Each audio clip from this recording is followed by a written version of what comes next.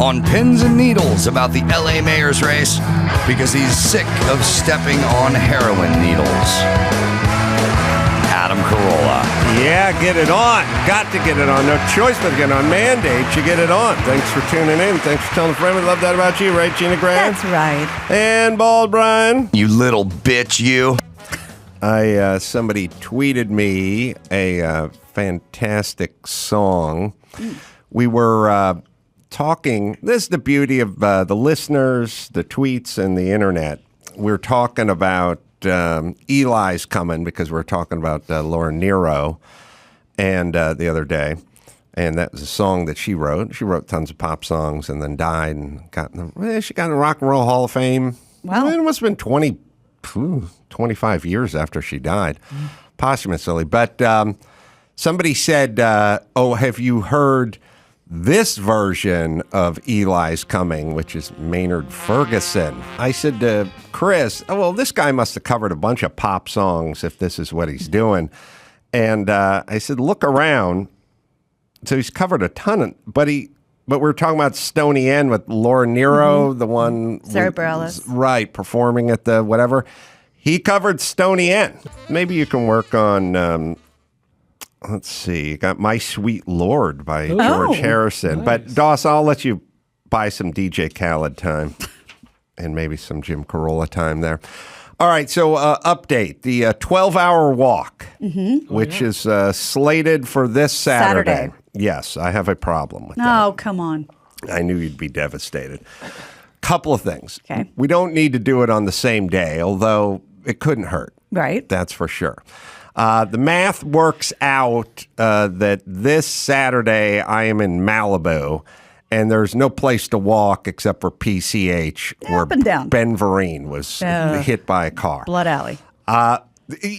For a guy who's not cautious about anything, whenever I see guys riding bikes down PCH, I just go, there's 3 fatal accidents every 10 minutes on PCH. Like somebody hits somebody all day, every day. I don't want to just walk to Oxnard and turn around and walk back. But then your only choice is going up the canyon, but that seems grueling for that. So the following week, I'm in La Cañada. Okay. And that's where I want to begin my journey. Now, if you're wed to this Saturday, we can break it off. We'll break it off. Now, if we're making, I don't know about excuses. No, I mean, we can break it into 2 pieces.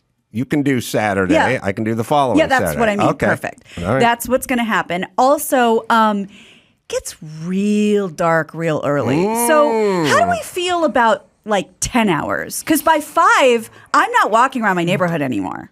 Like in a headlamp. It's already dark. So I was thinking like 6:30 to 5 or 7 to 5 because I'm not walking by myself. This is a new wrinkle because we just changed the time. It's really dark. And it starts getting dark about 5:10 now. I could do 6:30 to 5, but I don't feel comfortable walking around by myself at night.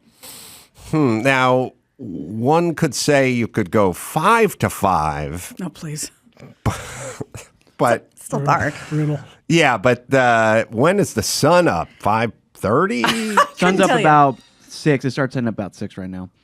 Yeah. So, I mean, what's the official? let's see. What's the computer say? Because you might be able to do 5:30 to 5:30.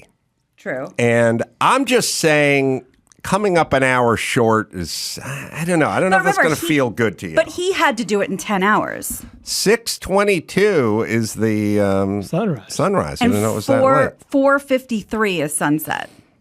Days are getting shorter. So who had to do it in 10 hours? He did. Remember, his wife called and said, you're not going to make it if you keep doing 12-hour days. You have to do 10-hour days. Oh, No. in the Arctic. Yeah. No, she said, you got to stop doing 10-hour days and start doing 12-hour days. Are you sure? Yeah. That's how you make it. How? I thought, but he wouldn't be gaining ground. On 12-hour days? 2 extra hours. Oh, never mind. Never mind. Sorry. Forget it. I get it. He wasn't going to have, the guy walked across Antarctica, was not going to have enough food to make it to the other side. Well, I'm not going to have 10 enough hours. food to make it till 6 at night. So so this is an experiment, no headphones, no media, no Best of Lord Sitar. No. Just you by your lonesome. You take your phone. You can use it for time or I'm going to whatever. keep the location on so I just want to know how long I go and also if I get abducted. But I'll just put it in my backpack. Do you bring extra socks, foot powder, the kind of stuff we're talking about? I don't have to because according to Vinny, who I went over this with, he made me buy these like fancy wool socks that don't have to be changed out. Oh, really? So I'm gonna wear those. They're cute. They have bears on them.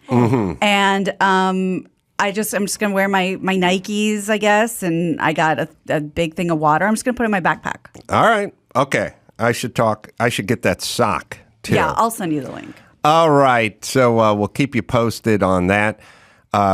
Chris had a little situation hit near home for him. Yeah. Some controversy. Again? Well, this one actually wasn't me, but it was for my brother's wife, my sister-in-law.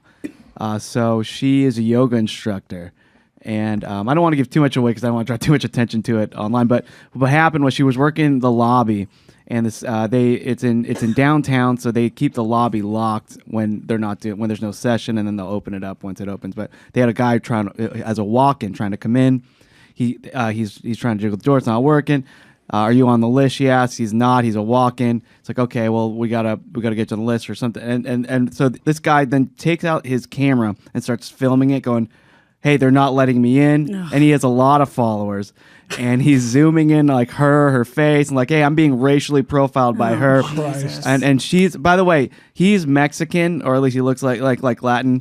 Latino, and she's lived in Mexico. She grew up in Mexico. Like, she's Mexican too. So it's like weird that he's like, I'm being racially profiled. Everybody, He didn't plan this out very well. No, but it's getting a lot of traction locally, to where she was getting harassed online by so many people. She had to delete her Instagram, delete her website. They Yelp bombed the yoga place. They're all they. That's what. Well, I it's can all never... the commenters on it. They're His just followers. like, let's all get them. Let's all give them 0 stars on Yelp. And everyone's like, just did, already did it. And let's find. They tagged her, so everyone's attacking her for racially profiling this guy. But like, he's the one that came up with it, right? Like, there was nothing she did to say that it was. She was his just race. in the wrong place. She's just like, no, you're not on the list, and I don't have you on here. And like, so he does this whole selfie video thing. It's edited. It's going around. It's God, this terrible. I feel so bad. This horrible narcissistic piece of shit society we've crafted. And by the way, nice job, everyone who bangs the racial drum all day, every day. How could you not have more of this? Yeah. They're commenting on their like places Instagram, like they're everywhere. It's crazy how big this is getting. I don't mean to fight fire with fire because sometimes it backfires, but would it be worth giving the name out so we can all drown that shit out? Oh, I mean, I was thinking about it because my brother's like, will you post it? We tell everyone like this is we'll a big deal. But then I thought, if more people see it, is that just going to inflate the algorithm? But not our listeners. Our listeners can combat those shitty people. He's got range. He's into yoga and playing, perpetrating race hoaxes. It's awesome. And he's got a lot of hobbies. But I just don't think it's fair to say you're being racially profiled when there's no real. When they're the same race? Well, one, they're the same race, and two, it's just, and I know for a fact she's not racist or anything. It wouldn't feel like that at all. So it's like weird that she's getting called racist and having to. This is her livelihood, and she had to. Oh, and she resigned from the studio. Oh my God! Because it just got too nuts. So she lost her job, she lost her social media stuff, and she's getting she's worked so hard, like building up her yoga stuff. This guy really sucks. Yeah, he seems like a young kid. A couple of face tattoos, a couple of neck tattoos. Let's get him on the show. The woman looks like she's right by the door, trying to ask him politely, "Do you have a thing?" I'm just watching this on mute. Well, listen, everybody, whether you're being asked to leave an airplane because you're unruly or you can't get into a yoga studio, if the rules are the rules and they just apply to everyone, then how is this racially based? And then also the hubris of just deciding everything is race-based in 2022 in Long Beach. Yeah. For all I know, it's insane. Places. Like, he's like looking at the bush like, it's because I don't look like these people that I'm not getting let in. Jesus and Christ. and I mean, he has a lot of influence. So like, people are really fired up about this. That sucks. I am telling you, I've been shouting about this from the mountaintop for 25 years. It's a fucking horrible way to go through society. Breaking everyone off into groups and then you pit them together. You see, here's the problem. You can't break people off into groups without whatever the negative side of being in groups is. Politicians don't put it that way. Politicians go, I want to take young African-American women and young Latina and the gay and LGBT and the trans women. I want to build them up. I want them to have a voice. I want them to unify. I want them to come together.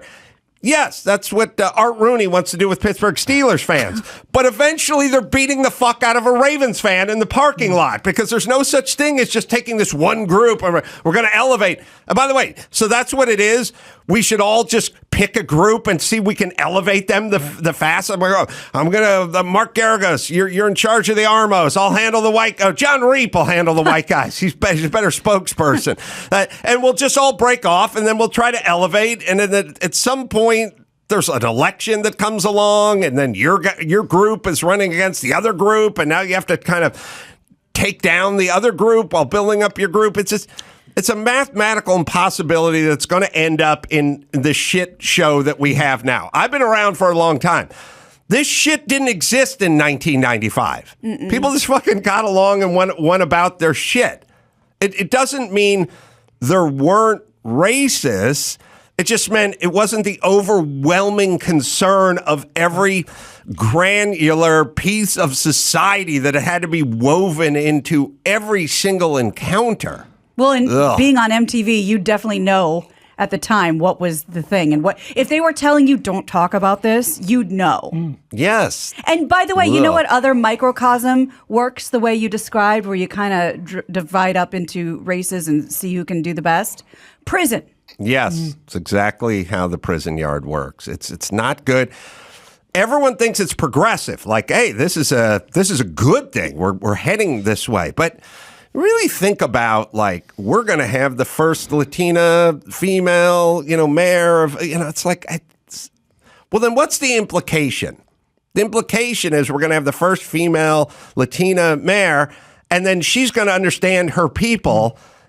And then what? She's going to do more shit for them than the Asians? Like, it's so fucked up. Politicians are fucking horrible. Everyone buys into it. And then what it is, most people agree with me, but then they're scared. So they have to just kind of sit back and go, I don't want to weigh in. But the people that aren't scared are the race baiters who dive in and stoke the fire. Blah.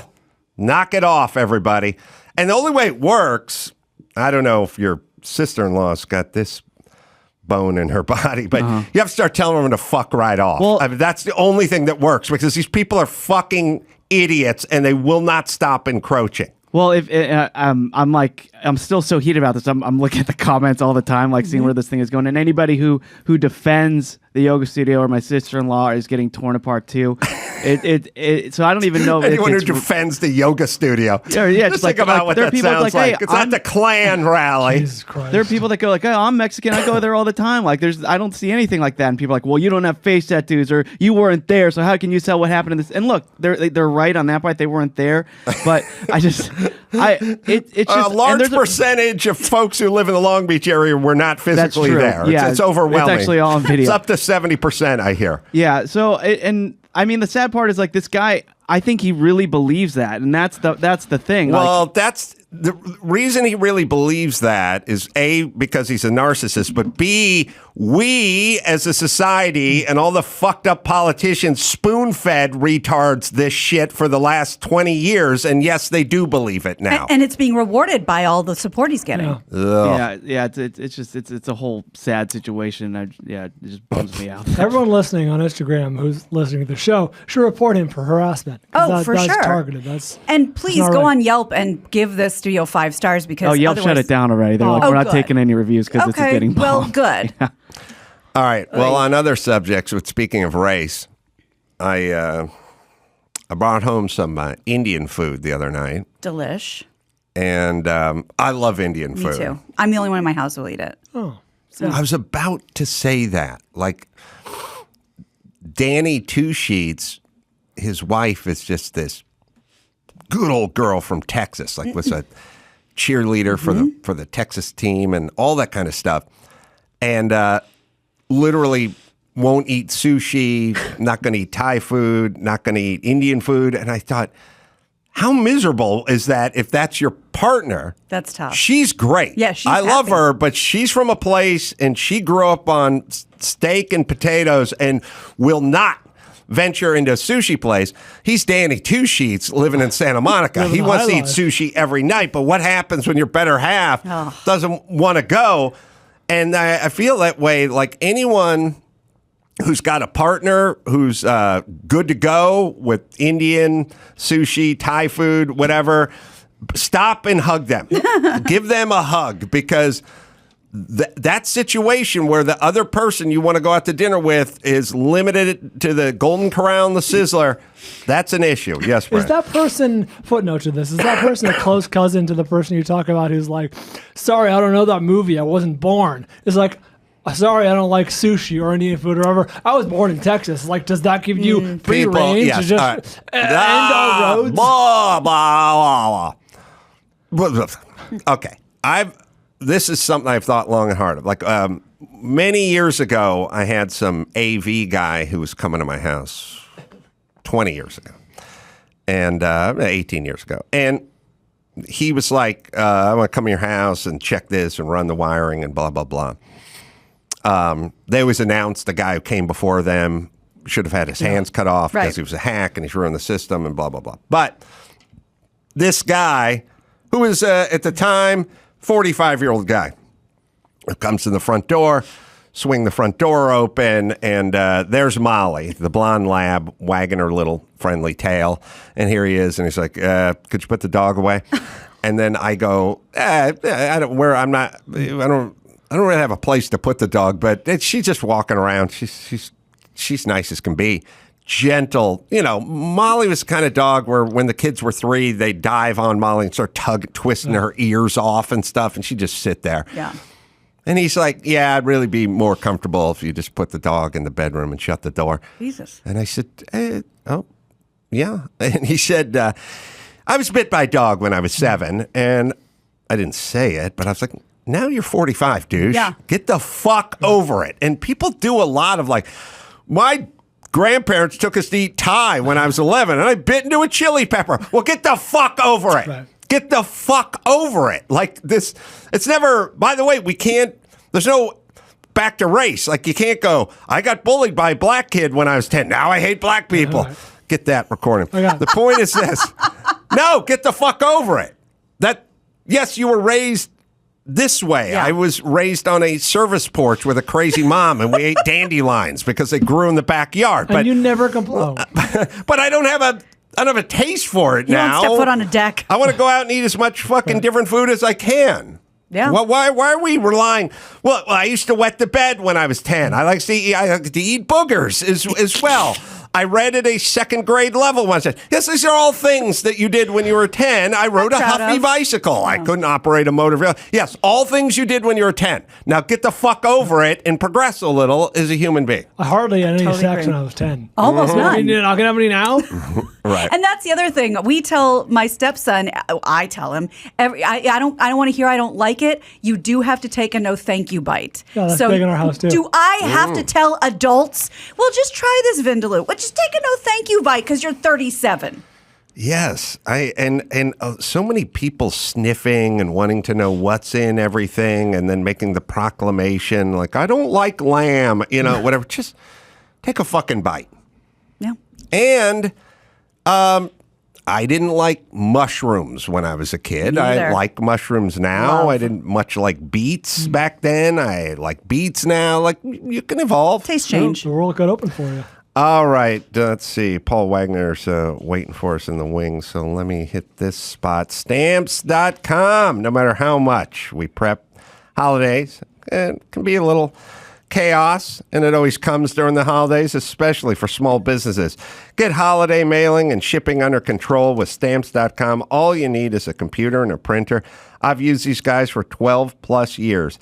We ship out merch and books and paperwork. It's all done with Stamps.com. Plus, major discounts, like up to 86% off of UPS rates. And the rates are constantly changing. With Stamps.com Switch and Save feature, you can compare carriers and rates and get the best deal every time. Sign up with promo code Adam for a special offer, including a 4-week trial, free postage, and a digital scale, which I think goes up to like 60 pounds. Maybe it's 80. It'll work for what you need. No long-term commitments, no or contracts. Stamps.com. Click the microphone, top of the homepage, and enter Adam at Stamps.com. Oh, we got a little mashup, though? Yeah, hey, before we go, we got a little bit of Stoney End with Jim Carolla and DJ Khaled.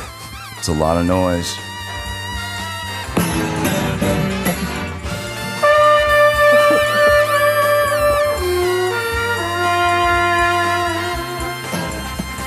Another one.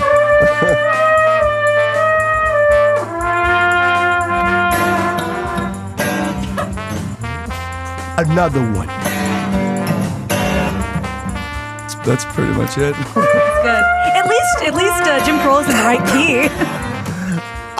Another one. I loved it in that clip at DJ Khaled. His head was rocking. Yeah. Like he's feeling what he's doing. Yeah. We should experiment with, you know what we should do with DJ Khaled? Let's send him different instruments. Like, I got a saxophone from the Stan Kenton family. Bird. Let's see, who's Bird? Charlie Parker? Charlie Parker. Chris, send him a saxophone, but we'll put a little plaque on it from Charlie Parker, the Charlie Parker estate. We'd be honored if you accept it. And you're ready. And then we'll send him like a ukulele from the Tiny Tim account. I mean, you pick a trombone Miles from Davis from a trumpet. Yeah. Right. Satchmo. Guy Gillespie? Lombardo's. Yeah. Clarinet from, oh, God. Woody Allen? Huh? Lizzo? No. Who? Lizzo? Flute. No, who played the clarinet in the big band? That was shit. I don't think I know this one. Yo, you will when you hear the name of the guy. I always think it's the guy who died in the plane crash, but I don't think it is. All right, I'll let you do it. Anyway, we send him all these That's instruments from the family Yes. of Benny Goodman? Yeah, Benny Goodman, right. And then we film. He films himself playing it, Wailing on it. and then he puts it on the internet. You know what? I didn't tape it, but because I was cooking. But my stepson pulled a Khaled last night because I was listening to John Popper. I was listening to Blues Traveler. Nice. Hook came on.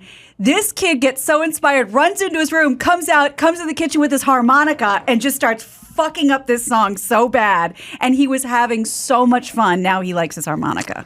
All right, we'll take a quick break. Back with Paul Wagner to talk a little true crime right after this.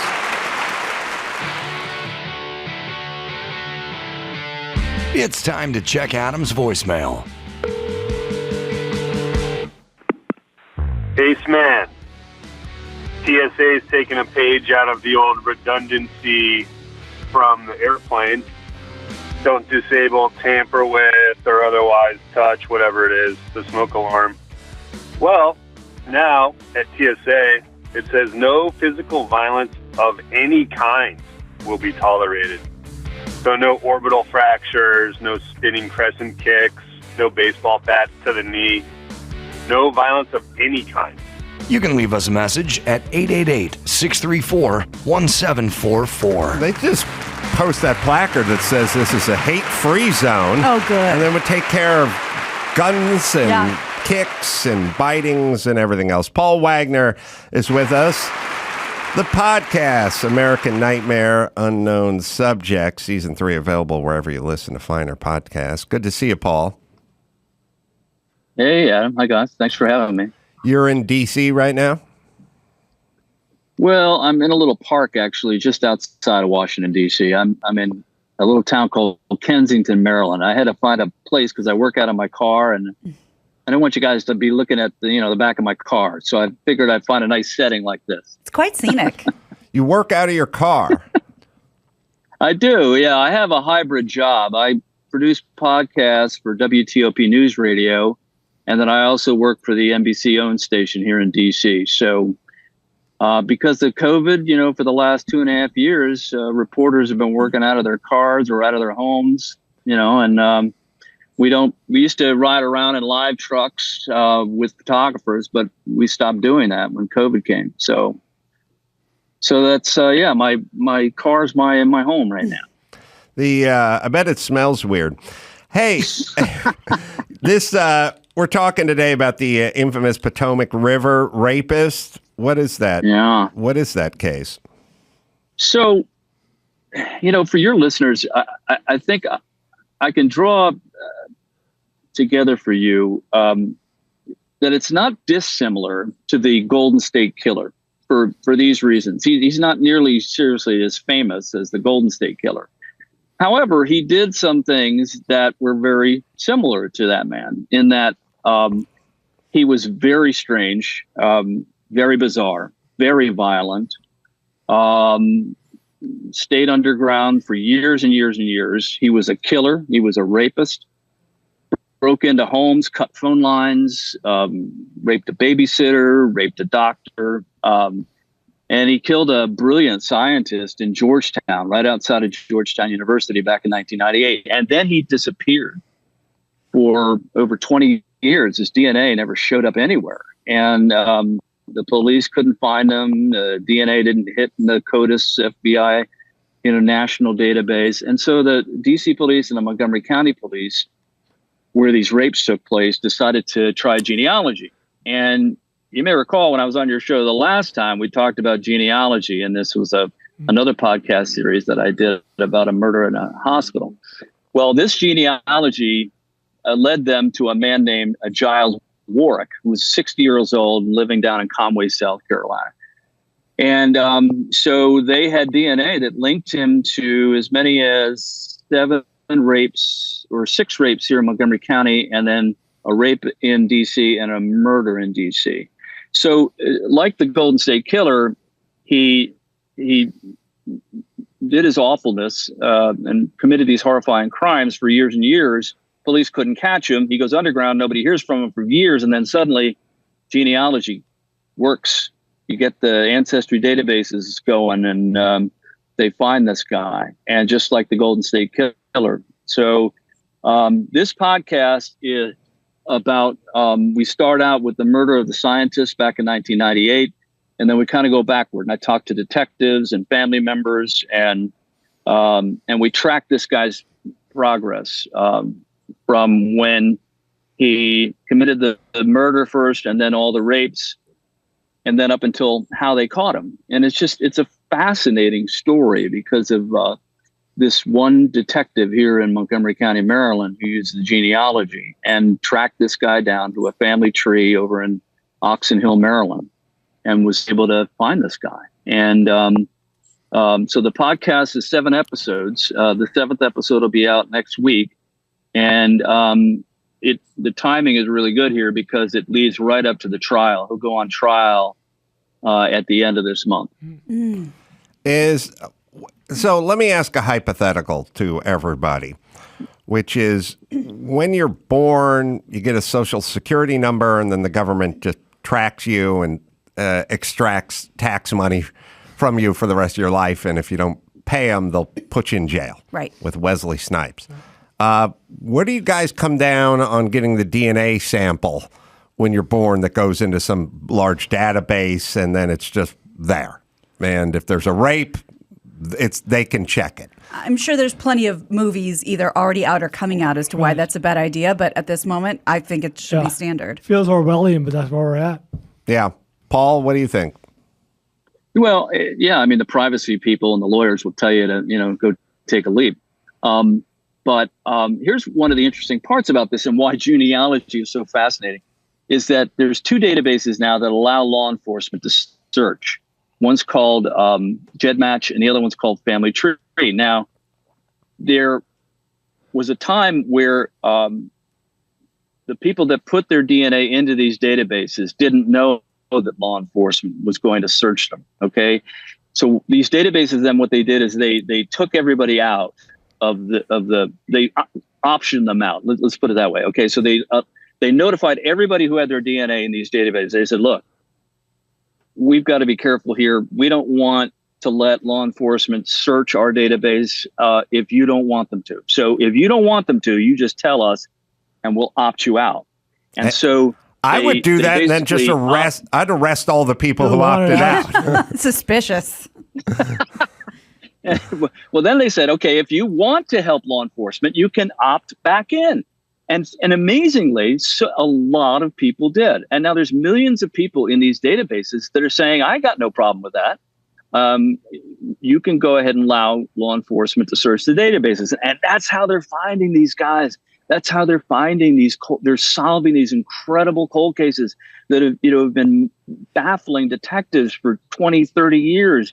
And they're also, the other thing they're doing with this is they're identifying bodies that they haven't been able to identify for 20, 30 years. And then the police, once they know the identity of this person, then they're able to then work backward to see if they can solve the murder.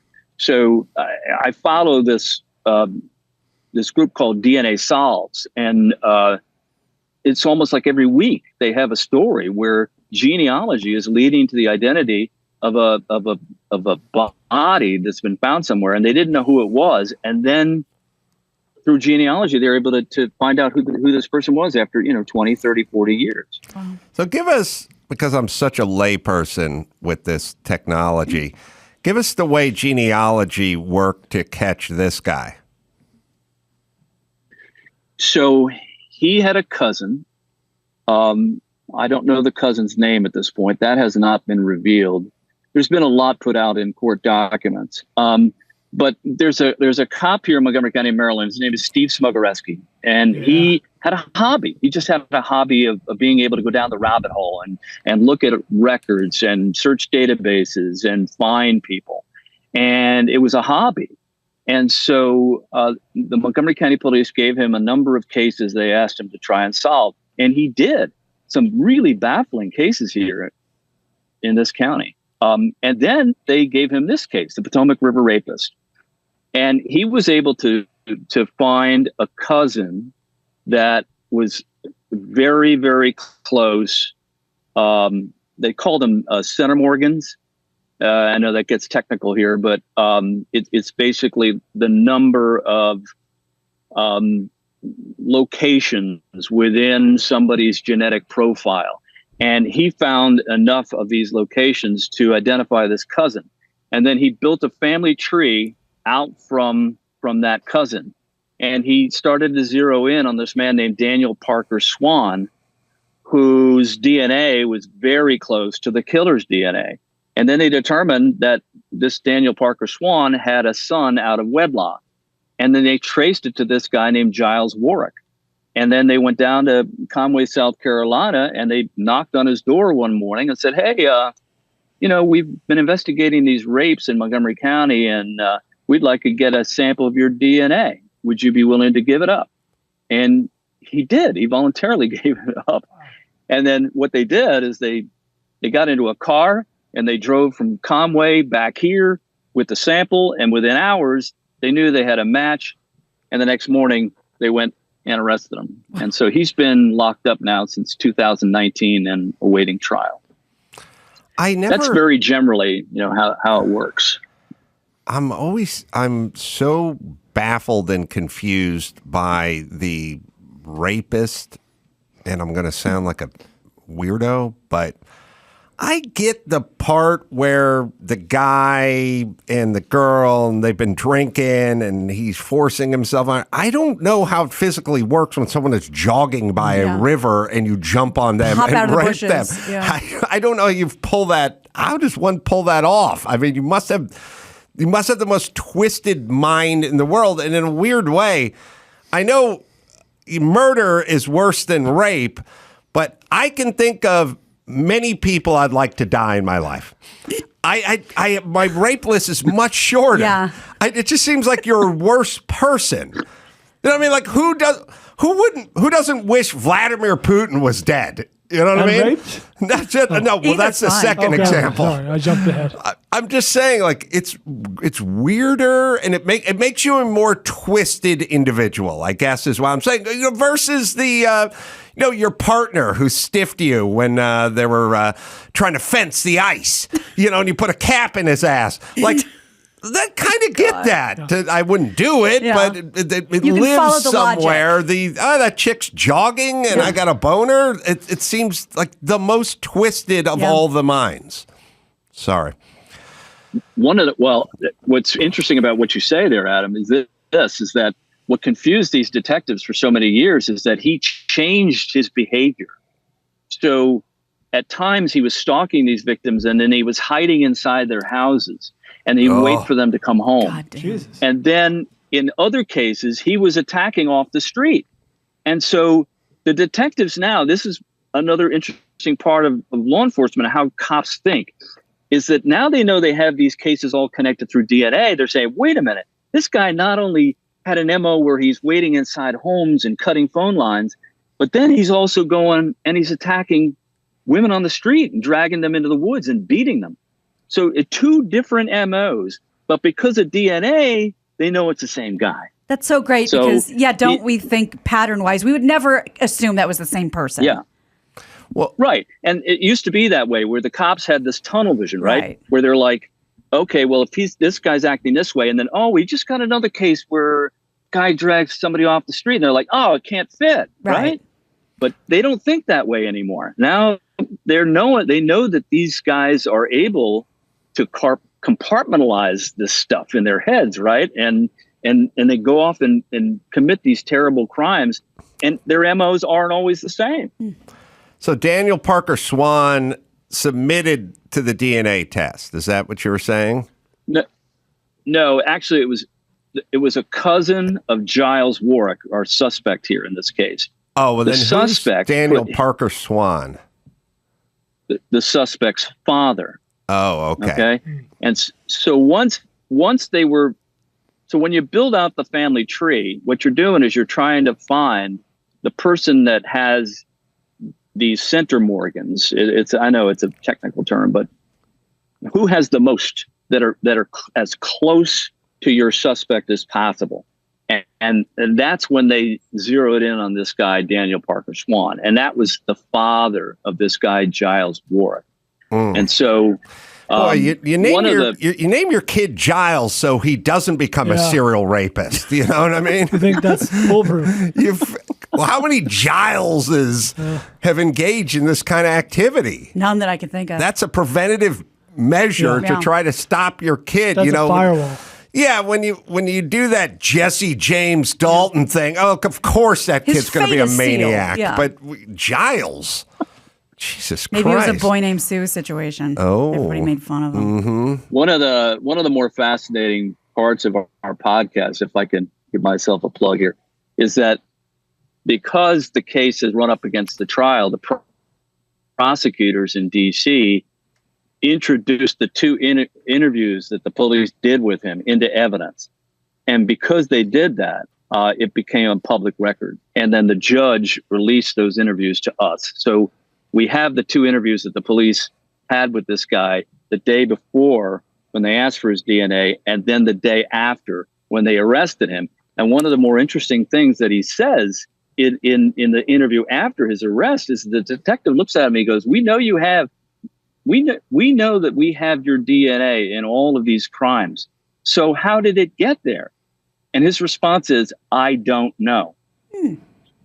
That's what he says. I was shocked by that. But yet he's still maintaining his innocence. Yeah, I guess he thinks he has nothing to lose by saying, I don't know. Yeah, I'm not here to defend the man, but Jesus. I don't know what answer you could summon for why is your DNA on all these victims. I think most people would say it's not my DNA, right? Oh, they go, I would say it was a windy day or something. I would. My barber did. Yeah, I was going to say I just got my haircut. Yeah. So is there? Are we putting these cold cases to bed at a record pace now because of not only people like you, but the DNA and the genealogy, and then all the yentas that are at home listening to your podcasts or doing. I've said it a few times. I would rather, if I had a task, and it really didn't matter what task, and I think we've all experienced this in our lives and seen anecdotally the evidence. Give me one super motivated housewife versus a semi-lazy detective. I put my money on that housewife, and I'm not limiting it to unsolved murders. I'm opening up to every facet of life. Like, give me that chick with a fucking bone and a computer and a little extra time. I've seen it in my own life. Like the motivated, I'm fucking handling this, people. We've run into these people. We've sadly run into the opposite of these people, but they'll get it done. Yeah. And who was the woman who came in here and sat over there? Her daughter was absolutely put on blast by the internet guy. Or the Charlotte Laws. Charlotte There you Laws. go. Yeah. No, with a computer, everyone's kind of an expert now. If you think about it, now it's all about motivation. Yeah. And the more motivated, if we could create an army of motivated people all just sort of working to solve this stuff. And we kind of have. And with the technology, I'm guessing we're clearing these cases at a record pace. They are, and you make a good point. There are people out there who do that, and who have the ability and the wherewithal and the desire to do it. But keep in mind this: as these ancestry databases continue to grow, they're going to solve more and more of these crimes. So the last time you had me on, I was talking about my podcast, Murder in a Safe Place, where this nurse was murdered in a hospital. The detective is still working on that case today. 2 years later, he's still trying. He's going down through these family trees, and he's identified a family tree in Baltimore that he believes the killer is part of, but hasn't gotten them yet. So... But here's another way to look at it too: is as they grow, there's a possibility that maybe somebody in the family of this suspect suddenly, 2 years later, puts their DNA into one of these ancestry databases, and then bang, you've got even a closer relative to identify your killer or your suspect, right? And that's been happening too, because as these databases grow, just like the FBI's CODIS database, as that has grown, cases, more and more cases are getting solved. So this thing's going to trial when? Jury selection at the end of this month, and then they'll have the trial first part of December. And he's charged with murder here in D.C. For murdering the scientist outside Georgetown University. Is he 60, you said? He was 60 when he was arrested. Oh, so he's 63 now.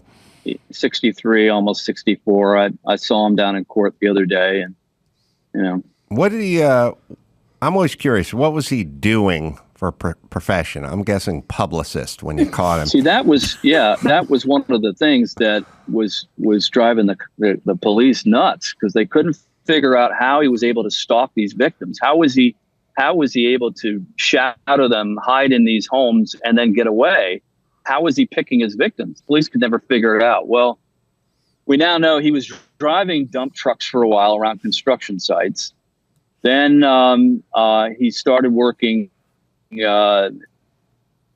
own landscape business. But then he also construction in Rockville, Maryland. And he actually had a very good job. He was being paid like $150,000 a year as a construction supervisor. And so, going backward now, the cops can say, well, those put him into neighborhoods where he was able to perhaps, eye one of his, possible victims, and then picked them out from there and was able to, hide in plain sight, basically. So yeah, that's how they think he did it. Can't wait to walk around by myself for 12 hours in LA. Makes you wonder if this guy's just on the job site, just working and making good money. Who do you know in your life, not well, but just like, who do you peripherally experience that has some crazy shit in their background? You know what I mean? You're all suspects. I'm saying this guy's just at the job site, do this, do that, and not sign under papers. And not under an assumed name, right? His own name. Yeah, he was working under his own name. In fact, one of the detectives that I interviewed said that they actually went to all the plumbers, the electricians, the contractors, anybody who had business in these neighborhoods where the rapes were going on, and asked for all of the names of their workers. And then they were running their names in through these databases to see if maybe they had been charged with a crime before, or if they had just gotten out of jail. But nothing was clicking. But then now, after the arrest, they went back and looked at all their records and looked at all their documents, and they found his name in that list. Wow. But he didn't come up as a suspect. His name was there, but there was nothing to say, we need to look at this guy a little closer. And he's only, sorry, go ahead. No, he's only on trial for one attack right now?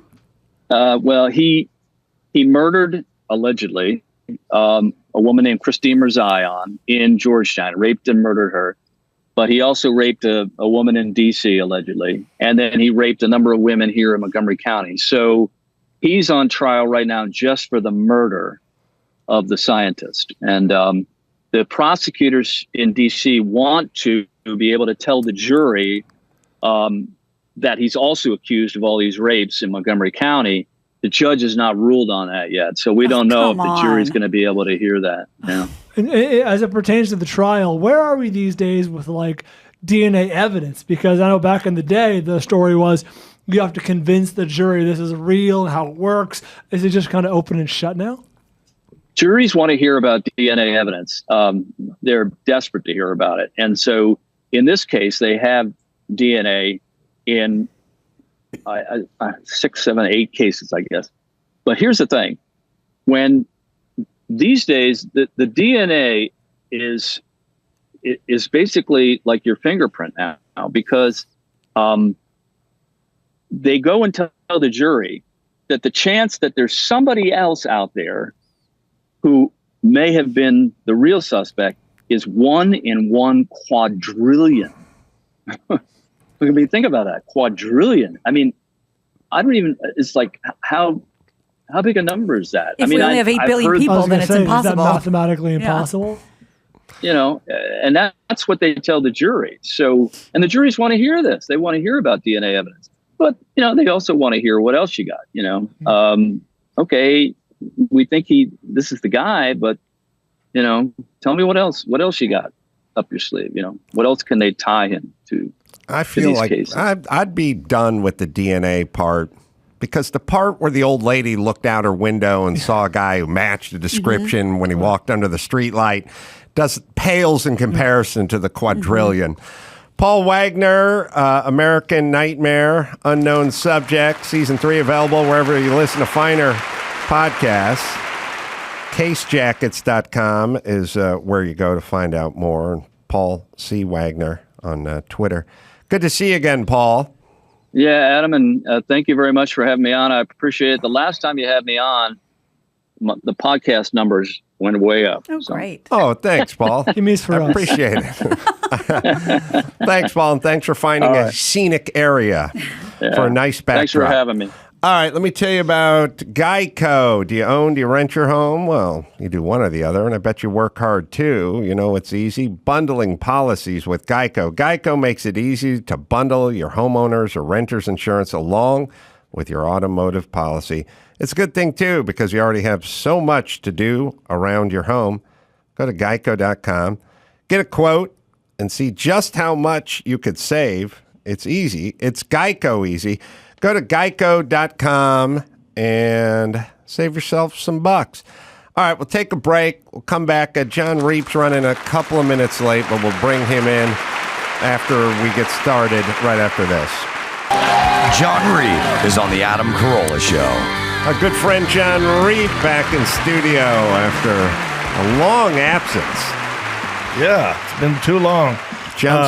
Can I start off by saying, hi, guy? Hi, guy. Or it was either that or it was going to be Miho? Miho? Is somebody... I promised 3 weeks ago to give the Mihos. Yeah. Mm-hmm. But, John, you're going to have to assist here, I guess, because I don't want to eat into your time that much. But first off, you grew up in a place that had Mihos or didn't have Mihos? Not many Mihos. Where'd you grow up?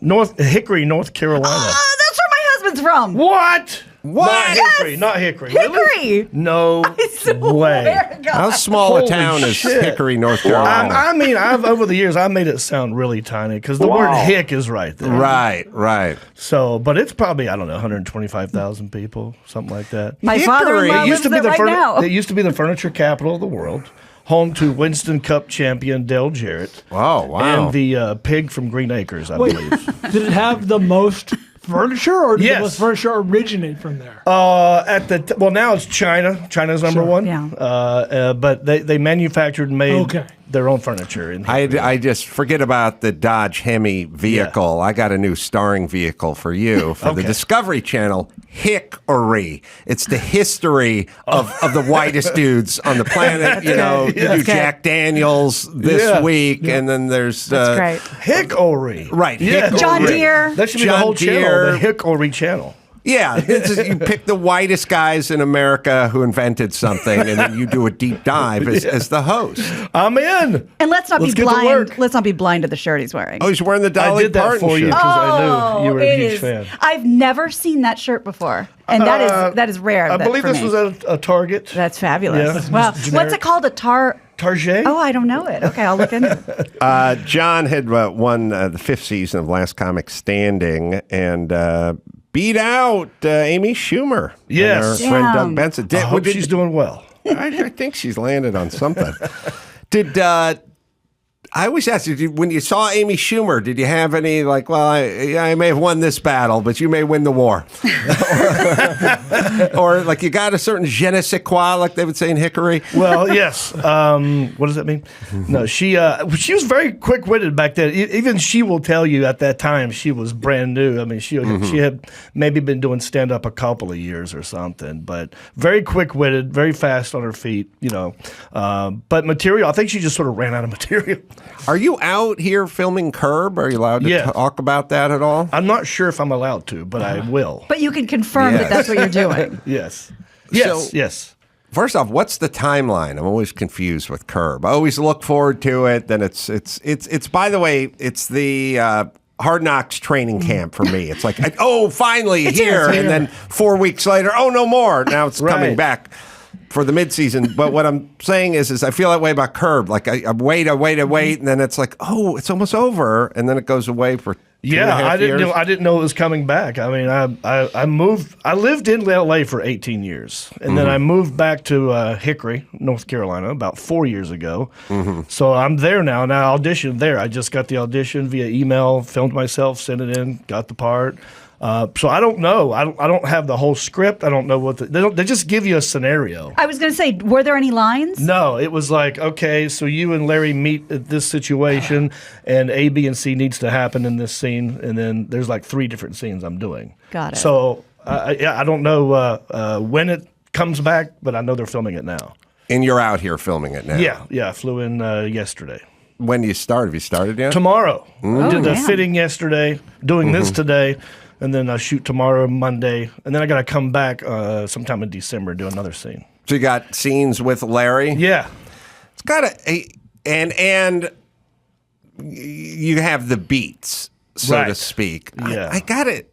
That for actors, I think what he does with this format is he brings out the best in actors, because the worst in actors is when they write the dialogue, and then you have some script supervisor, and then the director gets really anal about the dialogue. Yeah. And then you go, all right, well, let's go to the beach now. And they go, no, it says now we go to the beach. And then you get in your head, and then you go, okay, so let's, line. Like it Trips you up. fucks you up because you're 100%. reading it like in your head, Yeah. and then it just becomes homework, and then the worst night ever is you're in your hotel room and you have 14 pages to memorize, and Yes. it's like, but if somebody just says to funny people, here's what's happening, and here's who you are, Yeah. and here's what the situation is, and we're on digital, so we're just gonna roll on it, Yeah. so have fun. Exactly.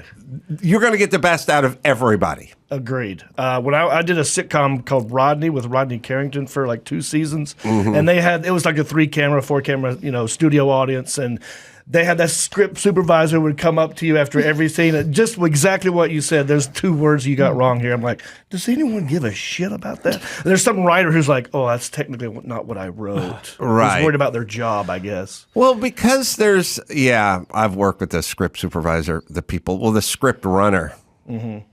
Do you ever work with that? This guy was named Ringy. And Oh yeah, I know Ringy? Ringy. Yeah, he would play your We'll call him Ringo. wife, he would play your son, he would play the neighbor, and he'd just follow you around while you were like changing. Even if you went to the bathroom and like shut the door, he'd be outside the door going, "Hun, the Silversteins are going to be here in 20 minutes," and I'd go, well, hold on. I'm not done in the garage. Give me a line ring. I'm not done in the garage. I'll be there in 45. And you just run. He follows you around, and you just run lines. You just run it.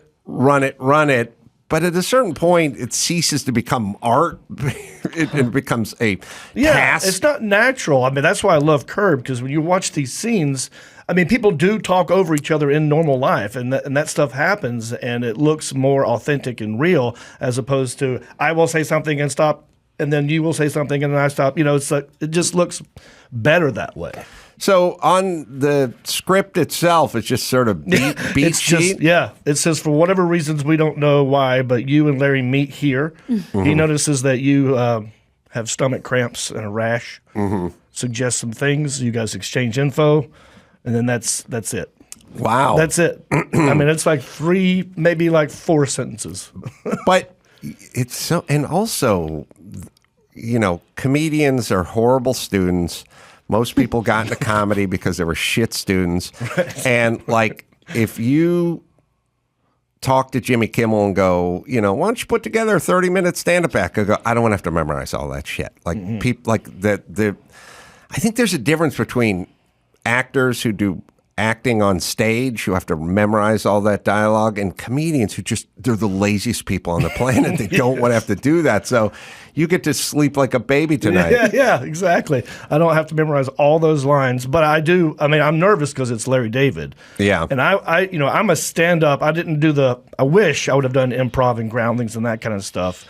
So the whole yes and sort of stuff came later for me in my career. So I want to be able to do that well, you know, tomorrow. So well, look, if it doesn't go well, we'll do another one. Right. So you grew up in Hickory? Yeah.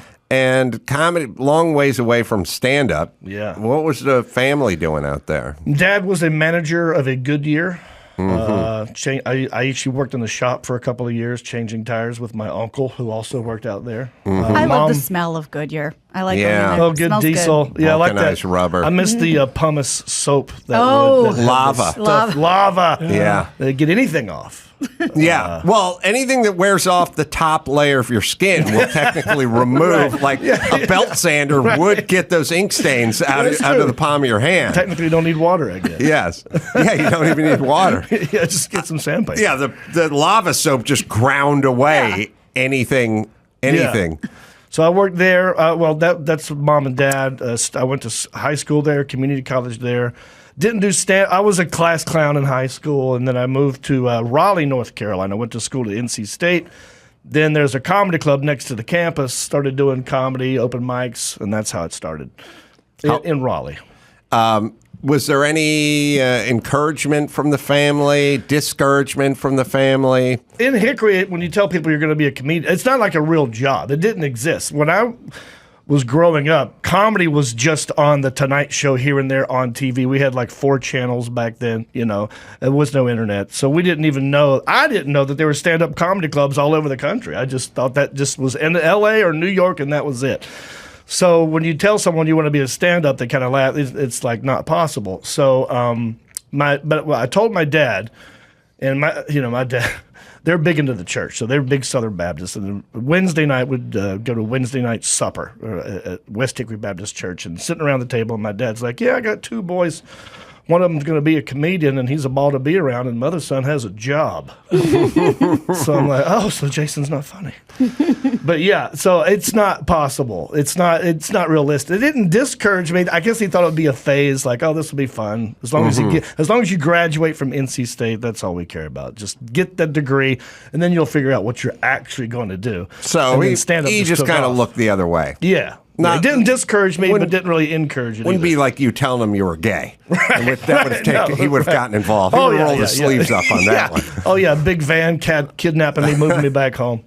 So yeah, you know, like I don't know. Sometimes I feel not old, and then sometimes I feel 2,000 years old. Like this information that nobody had about comedy or clubs or stuff you could do, or just the notion of discussing potential with family members or even guidance counselors when I was coming up were just there to discipline. They were sort of prison guards. They weren't counseling you. No, they weren't guiding you. Career or whatever. They were wrangling What did you do? Why are you in here? You would end up in Mr. Tomey's office if you fucked up the noon aid guy, and then you end up there, and then he's going to suspend you. Like, there was no shaping, nurturing, developing. It was just sort of stay out of our way. Right. And then I don't even know what that guy did. Like our guidance counselor. I mean, they're supposed to teach other things. I thought they did, but this guy all I saw him do was walk around and drink coffee and just stay in that room and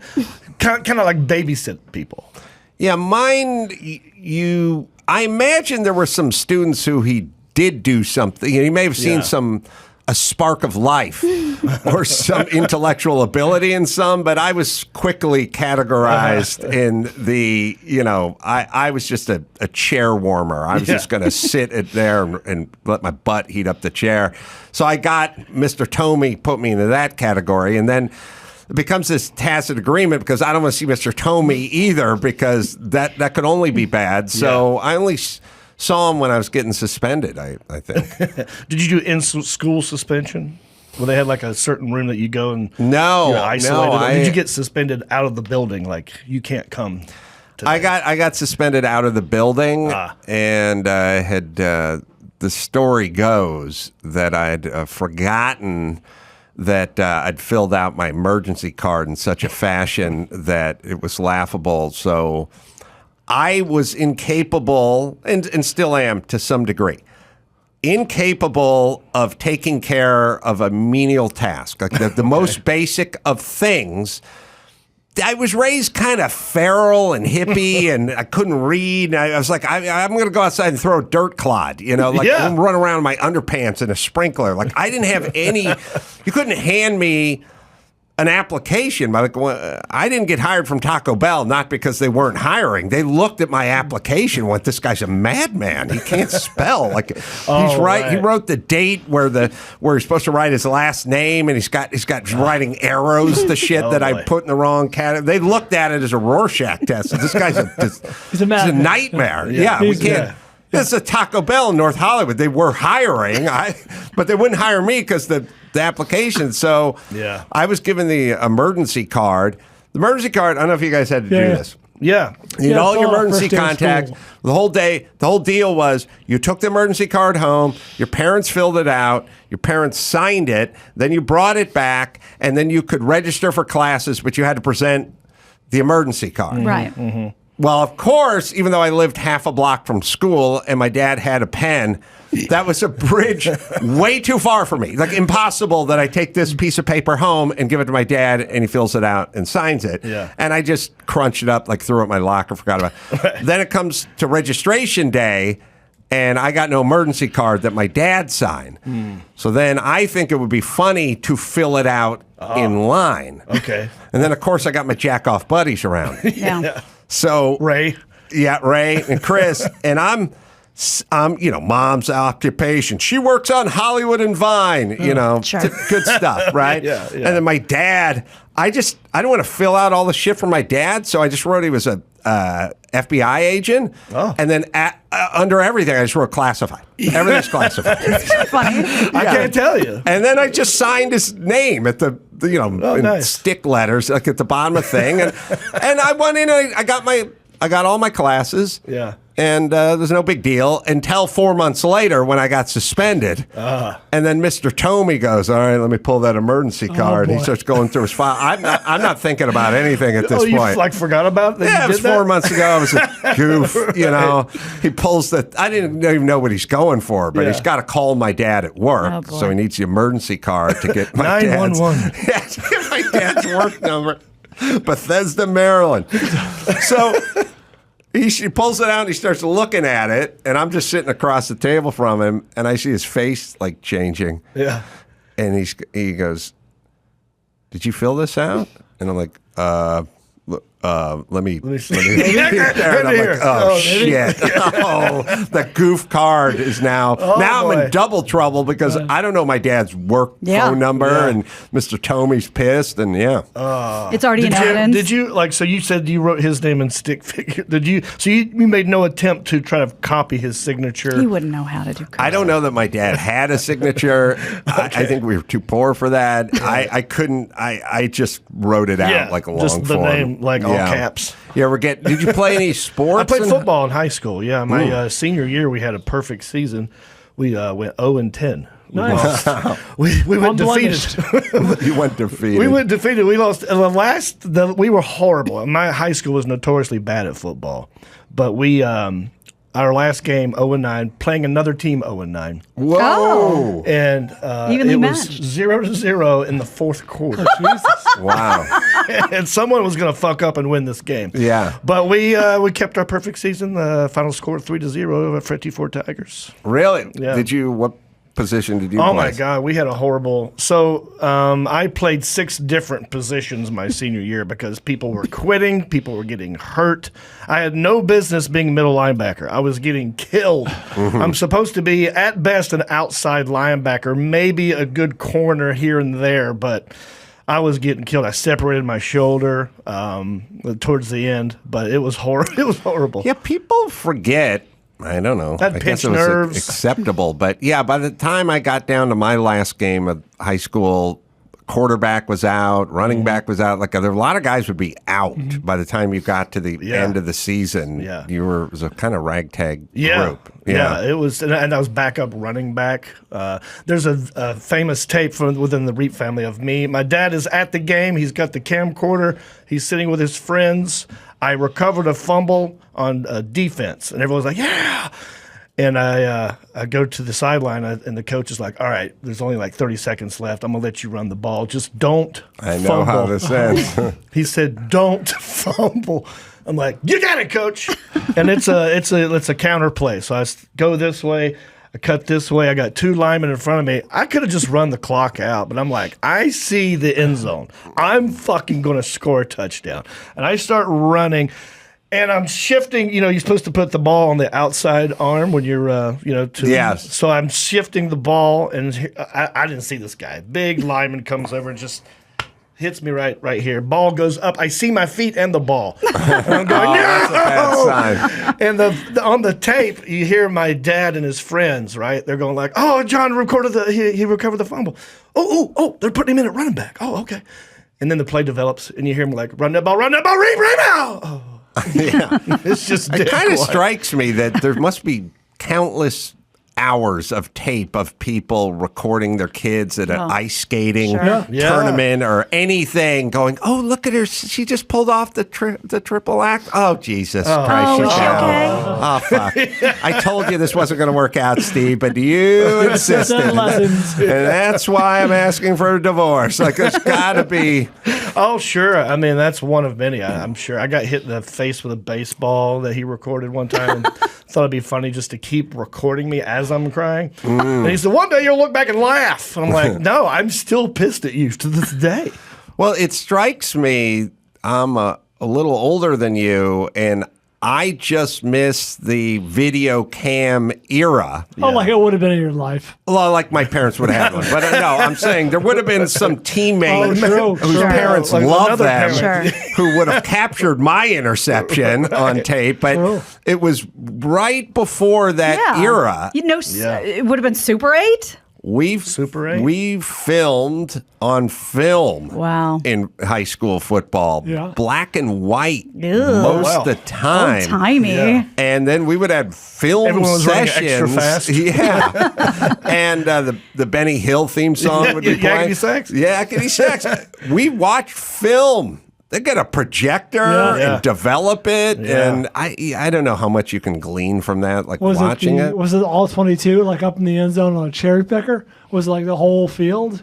No, it would just be somebody standing at the top of the bleachers, Oh, yeah. filming down on the Yeah. field. There'd be plays missing. Yeah. Like poor Wendell Shirley had his last game of the year.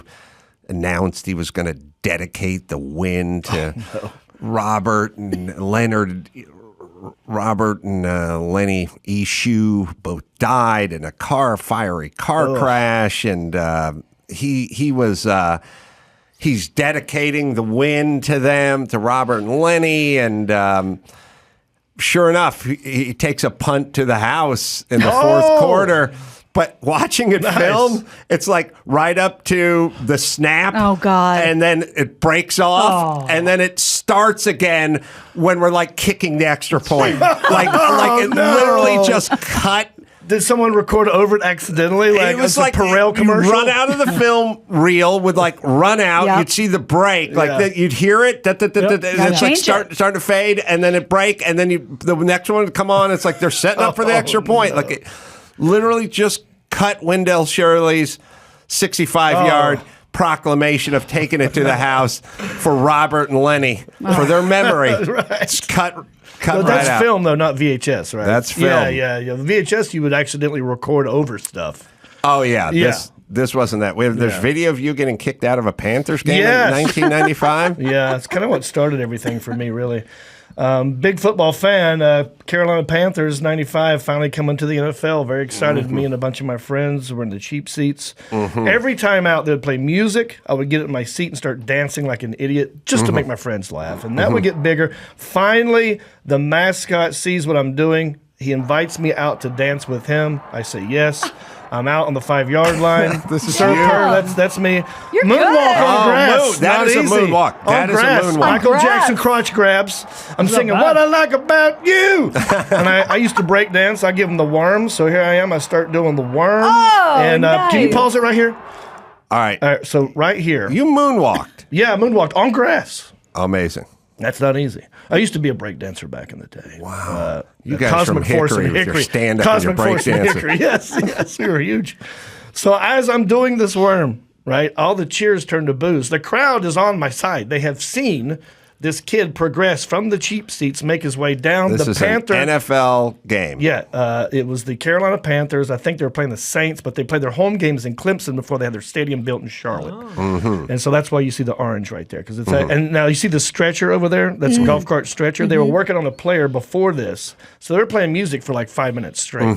And during that 5 minutes, I'm just dancing on the other side of the fence. The mascot is seeing this and is like, "Hey, can't beat him. Join him," and waves me out to dance It was with like him. Bruce Springsteen with Courtney Yes. Cox. That's right. Exactly, Dancing in the yes. dark. That's right. I don't know if they planned that shit or she was just front row. No but way to know. There's no way we'll to never know.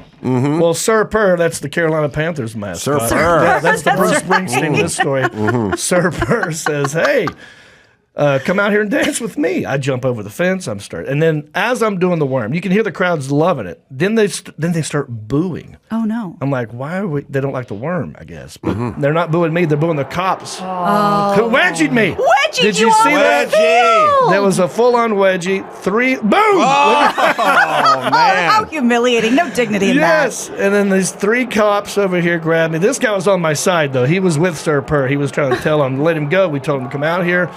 They said, well, they turned the camera off. Now I'm getting kicked out. You can hear the crowd booing the cops. How? They were booing the cops. Longest walk of shame I ever done. I was already in that end zone. They could have let me out right there. They marched me 99 yards To the opposite to end the other zone. side. Crowd is throwing beers, booing him. You're a folk hero. They're saying, let him go. They're throwing beers at these guys.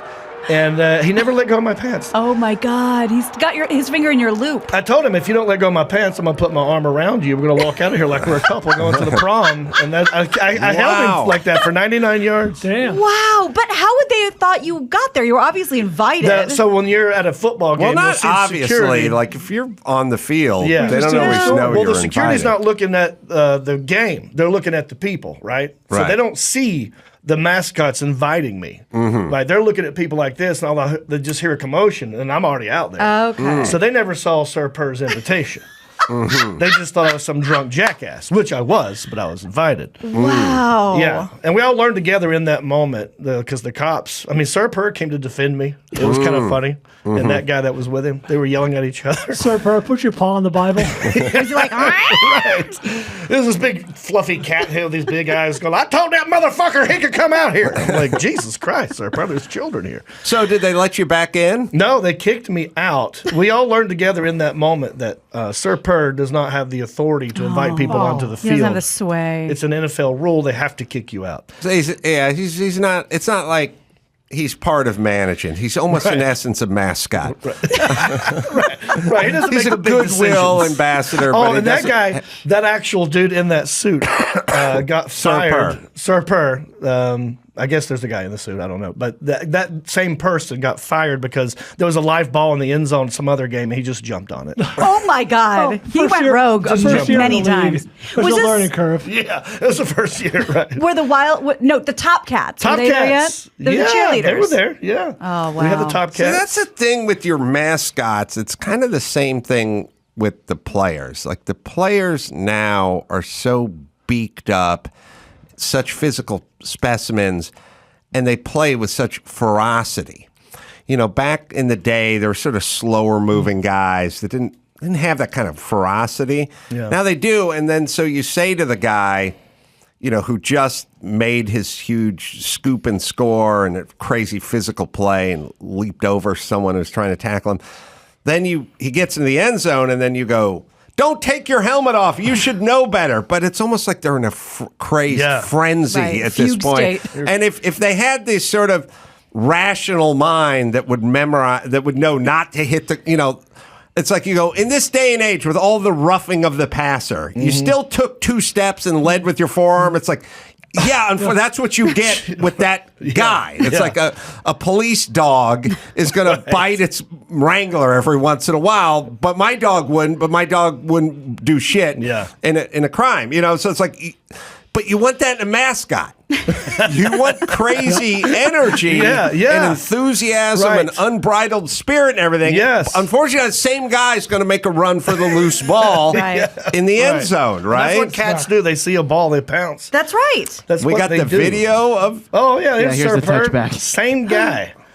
His real name is Tommy Donovan. I know the guy now. Oh, it's around Christmas. His Santa suit. Gift is early. They go like, dude, that was a live ball. Play was ruled dead in the end zone. The mascot came on the field and touched the ball. He has his hand on the ref. First down, Pittsburgh. Oh, Sir Per. Yeah, Sir Per. But So he got in trouble for that, got fired. I got kicked out. They didn't arrest me. They just kick you out. And they have a tent set up for the cops. You know, they interrogate you like, why are you here? I'm like, I like the Panthers. They got my ID. And then like a couple weeks goes by. And I guess they realized that it wasn't my fault. I don't know if they thought I was going to sue them or something. Yeah. But I got all this free crap in the mail. I got really? Yeah, I got a coffee mug, a bumper sticker. Sir Per keychain. litter box. Litter box. They did. They made him write me an apology letter. It's one of my most prized possessions. It's 4 paragraphs. And it's, you know, it's like, hey, I didn't know. I'm sorry, miscommunication, blah, blah. 4 signed Sir Per, like he stayed in character. Was it a paw print? It's a paw print. Oh, There's a little paw print. that's great. Yeah, Sir Per. Wow. You're a piece of NFL history. Yeah, and that was before I did stand-up. And about like 2 weeks later, I had been talking about doing stand-up. My friend Marty, he's like, dude, you just made 75,000 people laugh. Just go talk about that for a minute. tell that Just story. see what happens. I'm like, oh, okay, I'll do that. Your breakdancing skills are impressive, I Thank must you. say. Thank you, Too. yes. You still got it? I can pop and lock. I can't do the floor work. I'm 50, and the worm I can't do the worm anymore. Sadly. How does one do the moonwalk? Well, it's you put all your weight on the foot that's up on the toe, and then you push back and slide the other one. And it's there. You just keep doing it. Oh, man. You gotta have good shoes for it. Wow. And it's good if you can make your hands look like you're moving forward. Right. That's part of it. Yeah, so it's an optical illusion. Yeah. But It- I that was an okay one. I could do better than that back then. Michael Jackson moonwalk for less than 3 seconds, Right. I would say. Yeah, like that one just award changed show. history. Yeah, Right. the one Motown award 25. show. What was yeah, it? It was Motown 25. Okay, he yes. literally did that. Everyone lost their minds. Right. I remember the first You time I need- saw that. I mean, to be fair to the moonwalk in the Motown 25, you need a bit of an urban crowd because I just feel like the They're more enthusiastic Jews are about it. out in the crowd. They enjoy it, but they're worried he may hurt himself. That's or true. you're scuffing the floor. Yeah. You don't want too many rednecks in there either. They're like, what? This is sorcery. Hey, witchcraft. How is he doing that? Hang this man. We're afraid we're not going to get our deposit back. Yeah, you're going to ruin your shoes. Yeah. Yeah. All right. Shall we take a quick break and hop into some news and Jon Reep Yes. can hang with us? I love the song, too. All right. Good. Well, we have a big Alex Jones update. A Connecticut judge has ordered InfoWars founder Alex Jones and his company to pay an additional $473 million to the families of 8 victims of the Sandy Hook shooting. The Washington Post reports that families and an FBI agent sued Jones for spreading misinformation about the 2012 mass shooting, where 20 kids were killed, 6 teachers were killed at the elementary school in Newtown. The judge's order comes nearly a month after Jones was ordered to pay $965 million in damages. So we're looking at almost $1.5 billion. Jones, who's argued he doesn't have the money, was ordered not to transfer his assets outside of the United States until further notice. $1.5 mixed. billion. Is he still in America? I don't know. He's doing I a don't, show. I don't know anything He about should get this the hell guy. out of the country. He Like should have. what you talk about, Weinstein should have Right. left. Chris, you ever find that Weinstein? We looked for that Weinstein Garagos thing, right? Remember you were looking for that? Yeah. I said to Mark Garagos, who he's not always professional. What? But sometimes he is. We're talking about Garagos or Weinstein? Yeah, Garagos. And I was saying, I don't know, it was 4 years ago or something. I was like, Weinstein's got a jet. He's got cash. This is not going to work for him. He can go join Roman Polanski somewhere. And if I were him, I would gas it up right now and hit the open sky. And Mark was like, it's not really the right thing. He poo-pooed it. He's right. Well, he was doing it from a fiduciary standpoint, okay. but not as a dude, you know? But I think as a neighbor and a friend, he Yeah. was probably nodding inside to me saying he should take off. Yeah. And I don't know if you can flee anymore and how it works. I mean, you're not going through an airport. Yeah. A commercial airport, True. but you may be able to go down to Van Nuys and pay somebody off and get on a Right. G4 and G7 or whatever it's going to make it internationally and go for it. But It's a lot of money. he can't have that much Where's money, it gonna can come he? Well, from? who knows? I mean, I know his supporters are very loyal. You know, almost like this is a comparison I'm making off the top of my head. So this is not apples to apples, but like a mega church preacher, you know, Yeah. like the people, the Yeah, that's about funding right. comes in, you know, but at $1.5 billion, who knows? Right. All right. Well, I just don't know. It's weird. I don't know why you can sue people for that, but I guess you can. I mean, not that it's not horrific, but I sort of felt the same way when I was arguing with Gloria Allred when she was Michael Richards was dropping N-bombs, right. and I was like, it's horrible, but does that mean you need to get paid? And I don't know. Well, I It's going think to help his career. Yeah, right. If anything, I think in this case, the families suffered a lot of harassment and threats for being crisis actors. I guess if you say it, and if any way you mobilize your people to hassle the families, Right. then for sure. But if you're just wrong, I don't get it. But anyway. Well, speaking of Garagos, I don't know if you guys have talked about this yet, but I would love to know any other inside info. Cain Velasquez, the former UFC heavyweight champ who was arrested on an attempted murder charge after an incident earlier this year when a man, he said, molested his son, was granted $1 million bail this week. That's according to Fox News. Yeah. Yeah, you must know something because I do. Mark's representing him, right? Yeah, it was his fourth or fifth bail trial. That was denied the first 3 or 4. He's been in for 253 days, and Cain was there's a school or a school, like a daycare or whatever, and there's the 40-something-year-old ne'er-do-well son who lives in the back room, and he's been accused of diddling the kids, and Cain caught wind that this guy may have gotten to his son, and then Cain literally like spotted him driving kind of thing, and then chased him, fired shots, didn't hit him, may have hit somebody else. Nobody died. And then Cain gets arrested, and then they deny bail for Cain, but the guy who's accused of pedophilia makes bail, or he's out. And there was the stepfather was wounded. Right. Apparently. I guess so. There's so no one was killed in that? No one was killed. Chris or Dawson, I don't know why this would remind me of that, but yeah. I mean, you're driving around with your stepson and Cain Velasquez is shooting at you, and it's a fever dream. It's got to be bizarre, but it made me laugh because I was driving home. You can look at this case, Chris. I think it came out. I was driving home, listening to AM radio yesterday evening, sitting in traffic, and they did this thing where they go, a man who worked for the Forestry Service, I think he was a firefighter in like the Forestry Service, was accused of soliciting an underage teen and then picking them up and driving somewhere, and he got caught in one of those traps, you know what I mean? Yeah, but he worked for like car. the Forestry Service, and then he met some 14-year-old online, but it was really a 23-year-old online. Chris Hansen there. And he got caught, and he's been fired, and he's awaiting trial, and then they go, John Merowitz Jr., is now waiting, and I'm like, this is why you don't do the junior bitches. Don't do it. Right. Yeah. You That's think your he's going to name. star in the NFL. I know, but there's a much higher likelihood he's going to get a job for the Right. Forestry Service and solicit a 14-year-old online, and now your fucking name. That's right.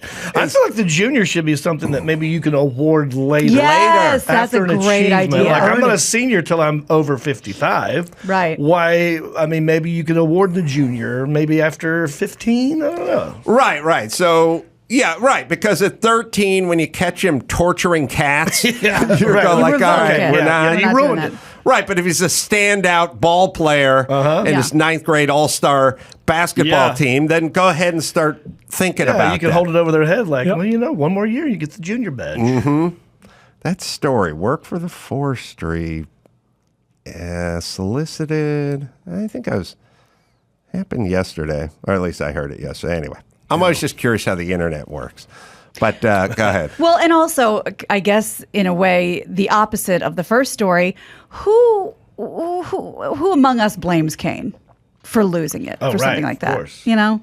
No, you're going to have a hard time finding a sympathetic jury to the other guy, the pedophile, right. And then I said to Mark will tell you it's all jury selection, all of it, every case, just selection. And everything's a profile, women, black women, they're much tougher on, X, Y, and Z. I believe you said tougher on black women. Yeah. Or whatever it is, there's an algorithm. And believe Right. me, the people who can't judge, it's their job to judge. And they're trying to pick out the right demographic. But I said, you're going to want all parents in this jury, Dads. right? And he's like, yes, Yeah. that's what you want, bunch of parents. Well, there's another person that might And of course, the opposing counsel is going to be looking for pedophiles. put that right on your form. Just check the box. Somebody else might want to think about gassing up their plane and maybe heading out for the winter of their life somewhere else. Warren Beatty has been sued for allegedly sexually abusing a teenage girl 50 years ago, according to Variety. Christina Charlotte Hirsch doesn't name the star in the lawsuit, but identified the defendant as a well-known Hollywood star who was nominated for an Oscar for his role as Clyde in Bonnie and Clyde.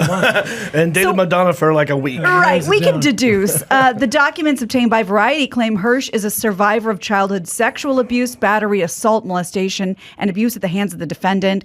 She was around 14 2014 when she claims Beatty groomed her and then eventually coerced her into this relationship. Hirsch filed the lawsuit as part of California's 2019 Look Back law, which allows victims to sue for claims of sexual abuse that have fallen under the statute of limitations. 50 years. Wow. Is that just California, that look back law? Like, had that happened in another state? I don't know. It's not universal. I know that because that stuff runs out. He lived up on Mulholland. I knew some people, and I heard some stories way back. Really? Way back. Yeah. What year? We were like in the 80s? Yeah. 70s? 80s? Yeah. Like mid or early 80s. Yeah. So the story's possible. Young girls. Oh, boy. Yeah, not 26. 17. Kind of. Yeah, young stuff. Was he involved in all the Roman Polanski, Jack Nicholson? Was he in that crew, like a Friends? Certainly a contemporary, and I'm sure all those guys were drinking buddies and everything. He just, it's weird because it's like in that world, there's every guy's doing it, or there's many guys doing it.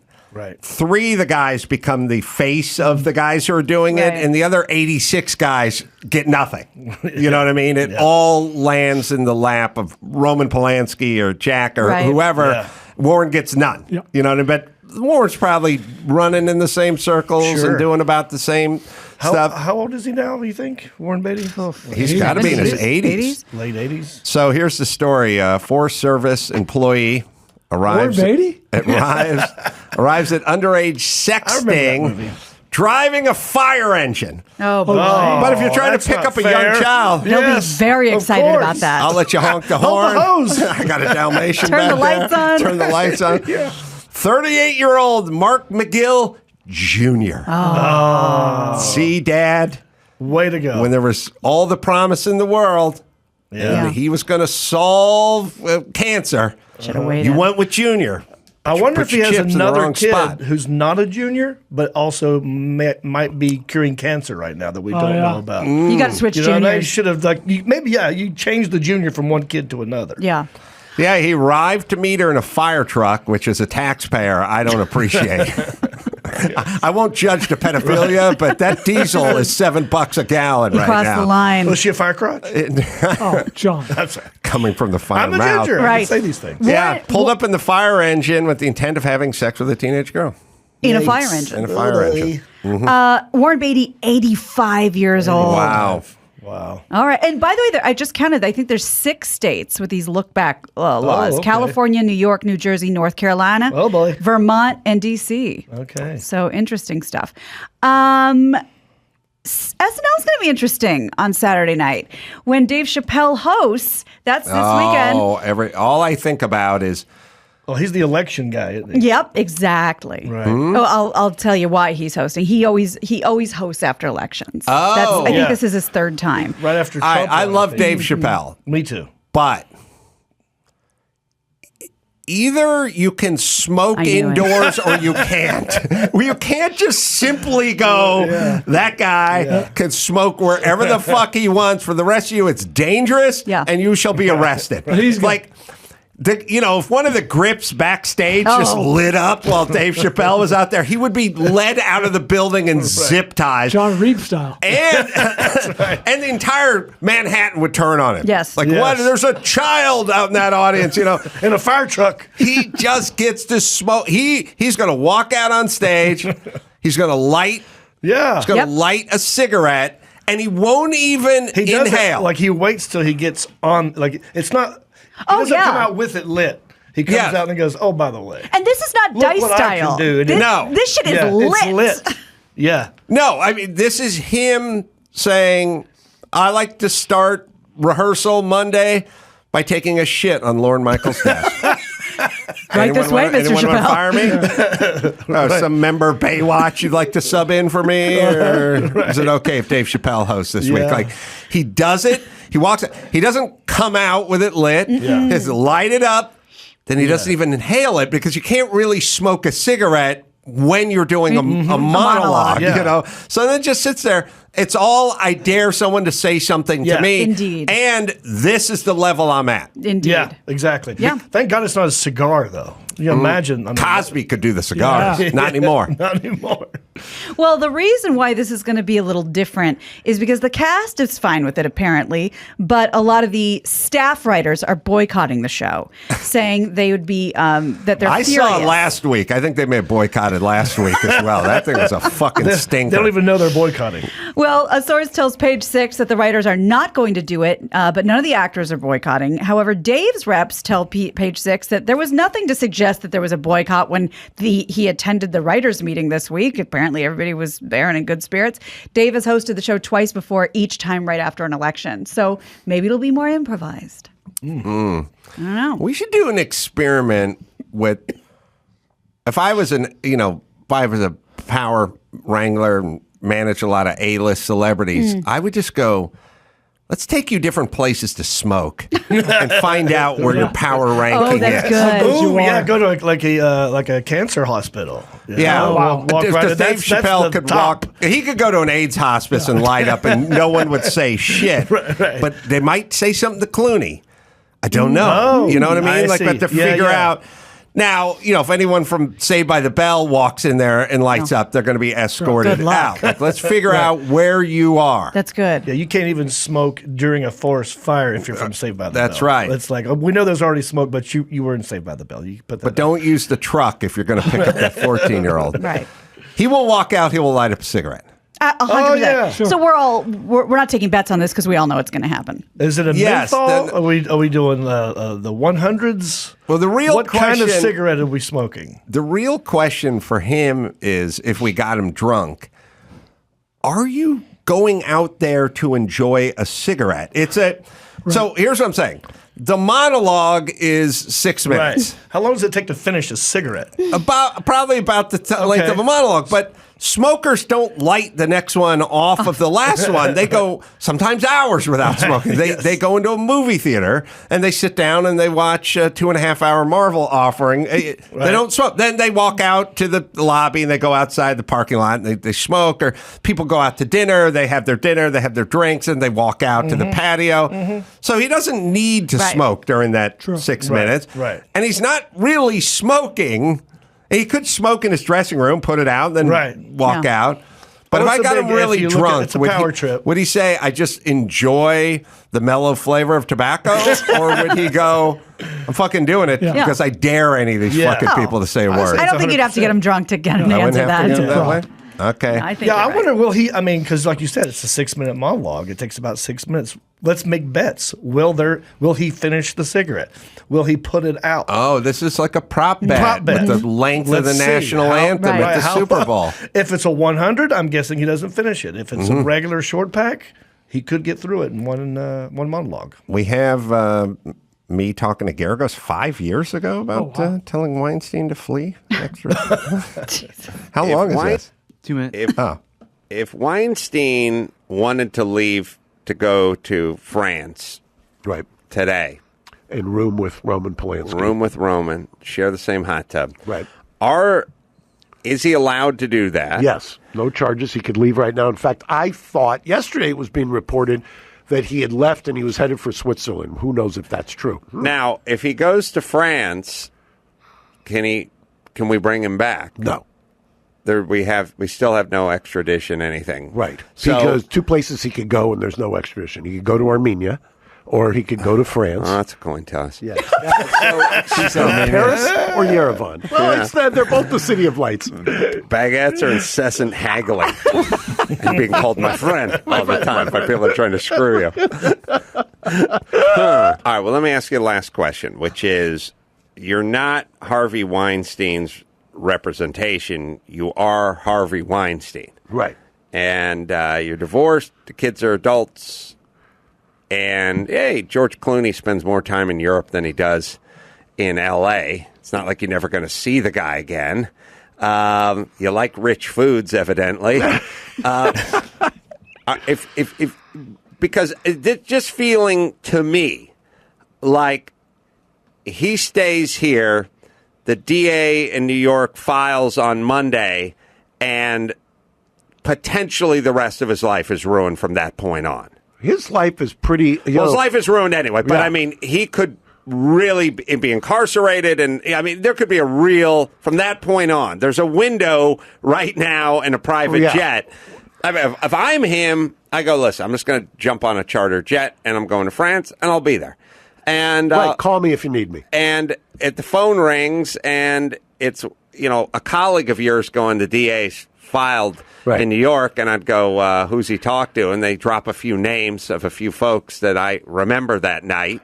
I go, I think I'm going to stay here. Yeah, I don't think I'm coming. Do your investigation while I wrap up my loose ends. Wow. So he kind of agreed with me. I remember at the time he was arguing. Oh, maybe I probably talked to him 8 times, but he does have to be sitting in a cell somewhere now wishing he my God. fled. 100%. Well, like Mark said, no problem. We can't get him. There's no charges. That's like in his brain, he must have thought, like, I'm definitely getting out of this. Oh, I can beat this. Yeah. Because he's gotten away with everything his whole life. Exactly. What's one more? I got all the money I need. I'll get out of this. We talked about that. We talked about that with narcissists, with Cosby, with all these people. They don't think they're ever going to go down. Well, what we always talk about is why they never kill themselves, which is, this is part one of, you thought you were going to get away with it. Then the next part is like, how come, people kill themselves in prisons all the time? Like, why you just think they would, but they never do. But Can't find a shoelace strong enough. Yeah. Well, Epstein. Weinstein, yeah. With an asterisk. All right, let's bring it home, Gina Grad. You got it. I'm Gina Grad, and that's the news. Gina Grad. That was the news with Gina Grad. Yeah, let me tell you about our friend Jordan Harbinger. All right, Jon Reep, man, don't take so many days off. We love having you in here. I'm going to be back as soon as you'll have me. Anytime, podcast, Country-ish, and Heffron and Reep Show. You can find that wherever you find finer podcasts. Live dates coming up, House of Blues, Myrtle Beach, South Carolina. Heading home, November 16th, Las Vegas. Jimmy Kimmel's Comedy Club, back up and running, thank God, December 8th through the 11th. You go to countryish.com for all the live dates. Paul Wagner, American Nightmare, Unknown Subject as well. Me, Tucson, Rialto Theater, December 15th, and then it's off to Tempe. We're all going off to Tempe, December 16th and 17th for stand-up shows there at the Improv. And until next time, it's Adam Carolla for Jon Reep and Paul Wagner and Paul Bryan and Gina Grad. Say it. Mahala.